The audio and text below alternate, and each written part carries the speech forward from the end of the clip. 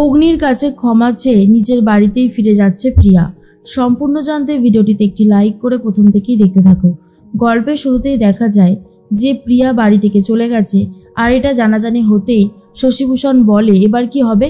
আমার মান সম্মান সব কিছু ওই মেয়েতে ধুলোয় মিশিয়ে দিল, এটা কি আদেও ঠিক হলো? তখনই অভিজিৎ মনে মনে বলে, বেশ হয়েছে, প্রিয়া যদি এখান থেকে চলে গিয়েই থাকে তাহলে আমাকেও আর এই বিয়েটা করতে হবে না। আমি আমার ভালোবাসার মানুষকে বিয়ে করব আর বাবার কাছ থেকে সম্পত্তি চাইব, এটাই ভালো হয়েছে। এর মধ্যেই তখনই তথাগত বাবু বলছিলাম কি শশীভূষণ বাবু, আপনাদের মেয়ে প্রিয়া, ওর কি এই বিয়েতে আপত্তি ছিল? ওকে কি জোর করে বিয়ে দিচ্ছিলেন যার জন্য ও চলে গেল? তখনই কর্তা দাদু বলে, না না তথাগত বাবু, এসব আপনি কি বলছেন? আমরা কাউকে জোর করে বিয়ে দেই না, আর ও নিজেই এই বিয়েটা করতে চেয়েছিল। কিন্তু কি যে হলো যে ও বিয়ের আসর ছেড়ে চলে গেল, আমি সত্যি বুঝতে পারছি না। তখনই অগ্নি বলে, আমার বোন নিজের ইচ্ছাতেই এই বিয়েটা করছিল, এটুকু আমি বলতে পারি, কিন্তু নিশ্চয়ই কিছু একটা হয়েছে, না হলে তো ও চলে যাওয়ার মানুষ নয়। এর মধ্যে অভিজিৎ বলে, হ্যাঁ আমি এখন বুঝতে পারছি, ও আমাকে বলছিল ও আরজে হতে চায়, ও লেট করে ঘুম থেকে ওঠে, ও ঘরের কোনো কাজ পারে না। এখন বুঝতে পারছি আসলে ও এই কথাগুলো বলেছিল যাতে ওকে আমি বিয়ে না করি, আমি যেন প্রথমেই সম্বন্ধটা ভেঙে দিই। এখন আমার কাছে ক্লিয়ার হয়ে গেছে। তথাগত বাবু বলছিস কি? হ্যাঁ, প্রিয়া এই সমস্ত কথা বলেছে তোকে? শশীভূষণ বাবু কিছু মনে করবেন না, আমার মনে হয় এখানে অন্য কোনো একটা গল্প রয়েছে। তার মধ্যেই কথা ভাবে, যা করার আমাকেই করতে হবে।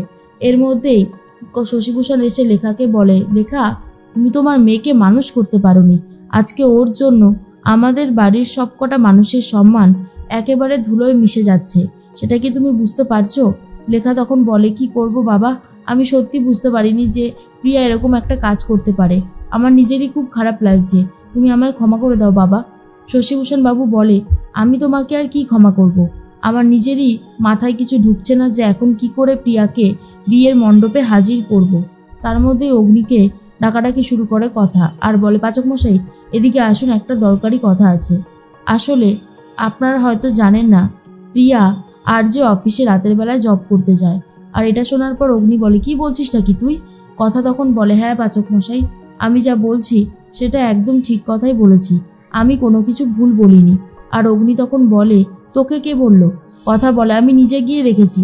আসলে আমি গিয়েছিলাম সেদিনকারই, আমি প্রিয়াকে হাতে নাতে ধরি, কিন্তু ও বলেছিল আমি যদি বাড়িতে এসে সব কথা বলে দিই তাহলে ও আত্মহত্যা করবে, তাই আমি সেভাবে আর কিছু বলে উঠতে পারিনি। অগ্নি বলে, মানে ও সুইসাইড করবে ভয় দেখিয়েছে বলে তুই বলতে পারলি না? এর মধ্যেই প্রত্যয় বলে, আর কিছু জানো কথা? কথা তখন বলে, আর সেরকম কিছু জানি না, তবে হ্যাঁ একটা ছেলে আছে যার নাম সৌরভ, ওই সৌরভের সাথে আমার মনে হয় প্রিয়ার কিছু একটা সম্পর্ক ছিল, প্রায় দিনই দেখতাম সৌরভের সাথে দাঁড়িয়ে কথা বলছে, সেখান থেকে আন্দাজ করে বললাম আর কি।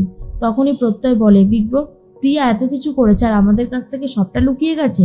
তার মধ্যেই অর্ণা বলে, আসলে প্রিয়ার রেডিও অফিসে জয়েন করার ব্যাপারটা পুরোটাই আমি জানতাম, কিন্তু ও যে এরকম বিয়ের দিন চলে যাবে সেটা তো আমি বুঝতেই পারিনি। কথা তখন বলে, পাচক মশাই আমার মনে হয় ওই রেডিও অফিসে গেলেই আমরা কোনো কথা জানতে পারলেও পারতে পারি। তখনই অগ্নি বলে, ঠিক আছে আমরা এখনই যাব, গাড়িতে ওঠ সবাই। এর মধ্যেই প্রত্যয় বলে, কথা, আমার বোনটাকে আমি খুঁজে পাবো তো? কথা বলে, প্রত্যয় দা তুমি এত চিন্তা করছো কেন?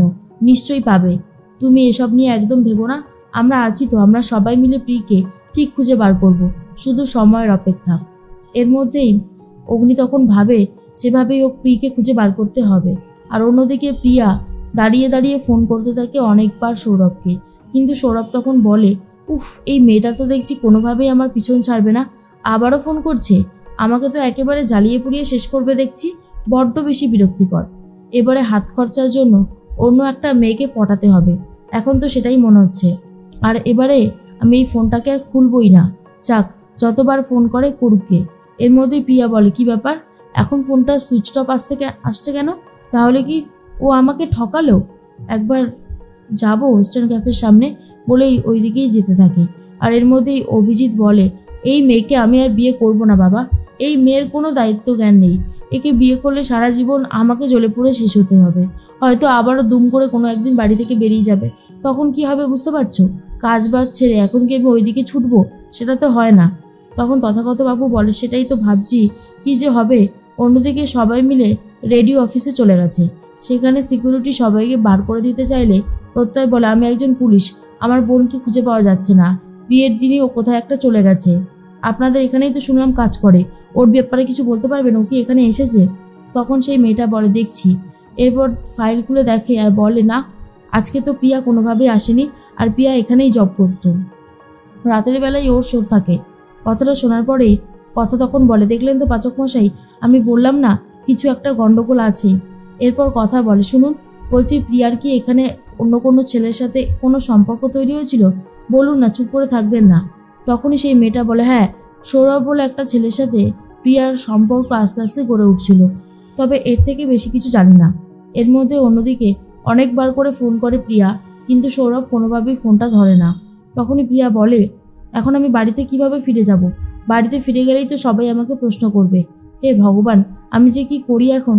তার মধ্যে দুজন গুন্ডা ওইখান থেকেই যাচ্ছিল, এত গয়নার গাটি দেখতে পেরে বলে যে আজকে প্রিয়ার এই গায়ের থেকে সমস্ত গয়না চুরি করে নেবে।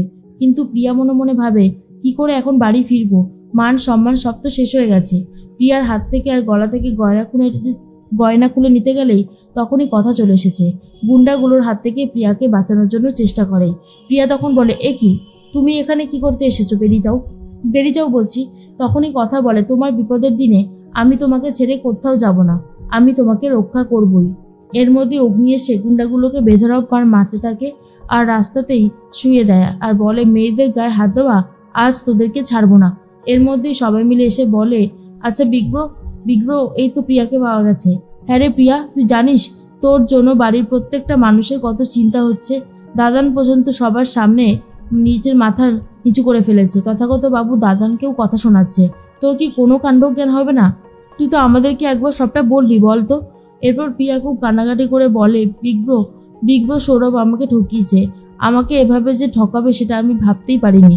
তখনই অগ্নি বলে, নিজেকে শান্ত কর প্রিয়া, এরকমভাবে ভেঙে পড়লে কিন্তু হবে না, আর সময় থাকতে থাকতে নিজেদের জীবনটাকে গুছিয়েও নিতে হবে। কথা মনে মনে ভাবে, ওই যে পাচক মশাইয়ের বোন প্রিয়া এত কষ্ট পাচ্ছে, কিছু যদি নিজে করতে পারতাম তাহলে খুব ভালো হতো, কিন্তু আমি যে কি করব সেটাই বুঝতে পারছি না। তখন প্রিয়া সবার কাছে ক্ষমা চায় আর বলে, তোমরা সবাই আমাকে ক্ষমা করে দাও, আমার ভুল হয়ে গেছে, অনেক বড় ভুল, আমি আর কখনো এই ভুল করব না। অগ্নি তখন বলে, সত্যি তো করবি না তো? দেখ, তোর উপর কিন্তু আমরা ভরসা করেছি, এরপর তুই অন্তত ডুবিয়ে দিস না, তাহলে কিন্তু সর্বনাশ হবে। আর তখন প্রিয়া বলে, না বিগ্রহ, আমি আর কখনো অন্যায় করব না। কিন্তু তখন কথা ভাবে, এত তাড়াতাড়ি যদি বিয়ের মণ্ডপে না যাওয়া হয় তাহলে কিন্তু সর্বনাশ হবে। আর অভিজিৎ কি বিয়ে করতে চাইবে প্রিয়াকে?